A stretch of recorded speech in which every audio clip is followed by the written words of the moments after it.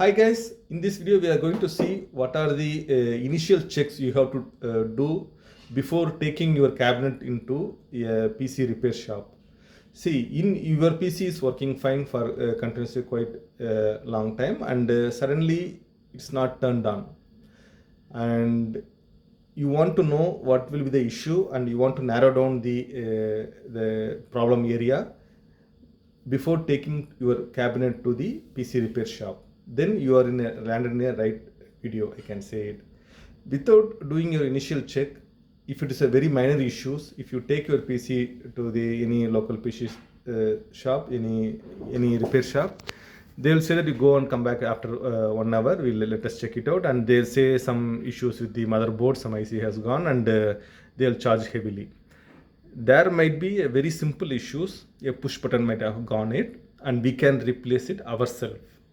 Either we can buy it from Amazon, it's just 100 to 150 rupees, or we can do it ourselves also. Okay, so in this video I'm going to show what are the initial checks you have to do it. You can do it yourself.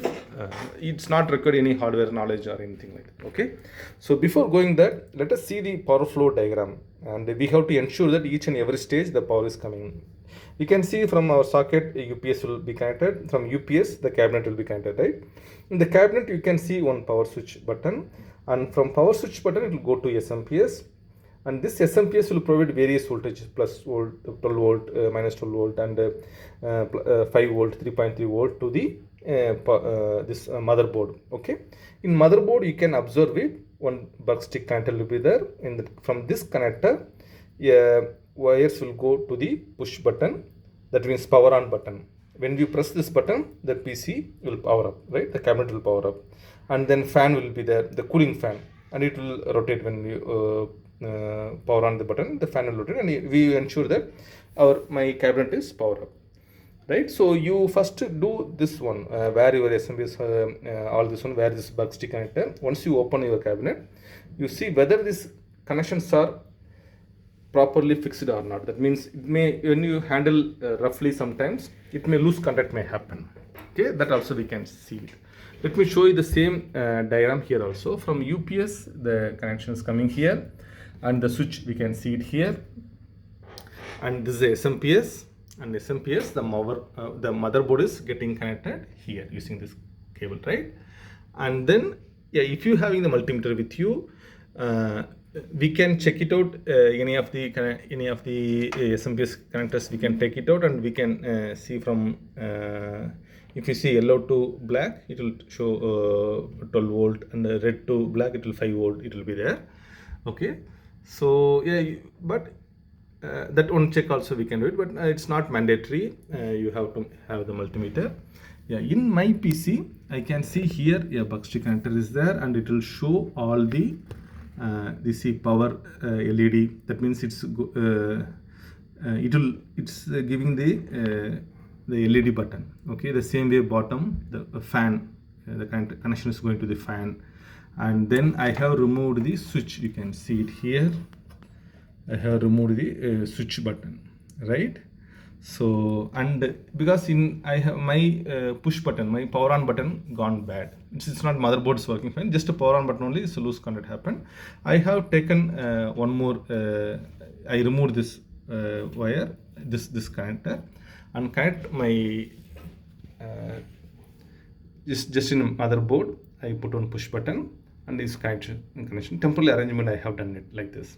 In the push button I have connected in this manner. Okay,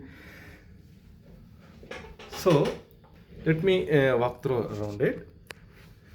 So as you are seeing it, if I press the push button here, the board will power up. Okay, you can see it, right? So previously in my PC, what happened, that push button in the front side, the push button has gone bad. Okay, it's when I press the push button, it's not turning on and turning off, right?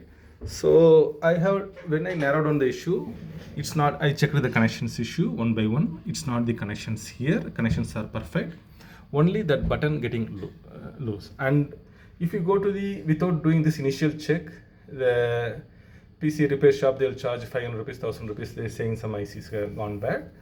and they'll you can get it this kind of, instead of this one you can get it the push button also from the Amazon. You can search it power on button for cabinet PC, and you will get some 100 to 150 rupees. That also you can connect it.